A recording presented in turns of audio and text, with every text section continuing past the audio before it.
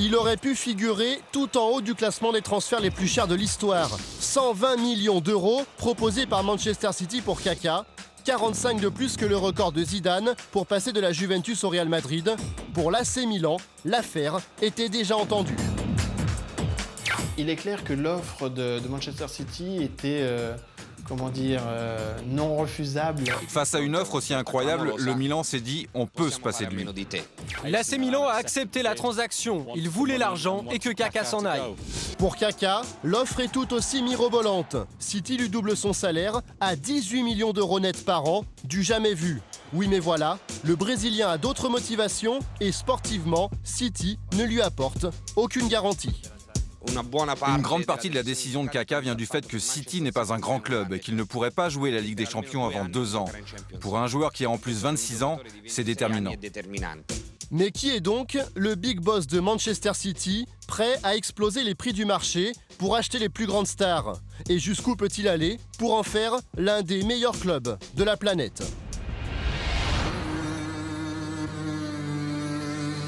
Cet homme, c'est Sheikh Mansour bin Zayed Al Nahyan. Il a 38 ans et il appartient à la famille royale d'Abu Dhabi, assise sur 10% des réserves mondiales de pétrole. Il est immensément riche. Sa fortune personnelle est d'environ 15 milliards d'euros. Mais il a aussi l'argent de sa famille, qui est en fait l'argent d'Abu Dhabi, de tout un pays. Le patrimoine de sa famille est évalué à quelques 3 000 milliards de dollars. Mais alors, pourquoi investir dans un club de football? C'est simple, pour s'offrir un gros coup de pub.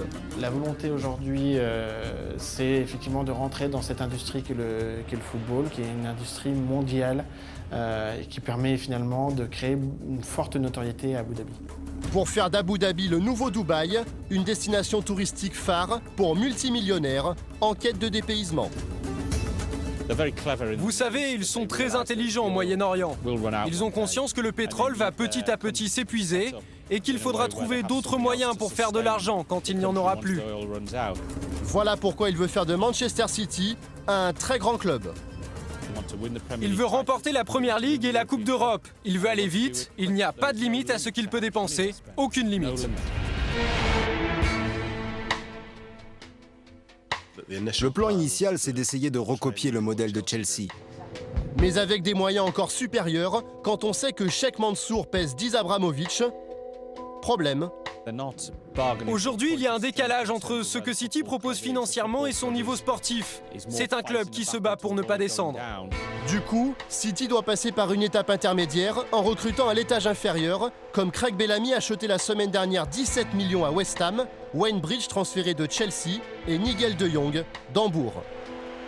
Manchester City pourra faire partie des meilleurs clubs anglais, mais à une horizon de 4-5 ans. Pourquoi? Parce qu'il va falloir 2-3 années pour que le club bâtisse une équipe sportivement compétitive. Une équipe qui pourrait se bâtir autour de Mourinho et Drogba, le tandem de choc qui a fait monter Chelsea. Également ciblé, Buffon, Diego ou encore Thierry Henry. Lors du mercato d'été, City serait prêt à débourser quelques 500 millions d'euros, une goutte d'eau dans un océan de pétrodollars. Et n'oublie pas, tu peux cliquer sur le blason Téléfoot là juste à droite pour t'abonner à la chaîne et du coup ne rien rater du contenu exclusif. À la prochaine!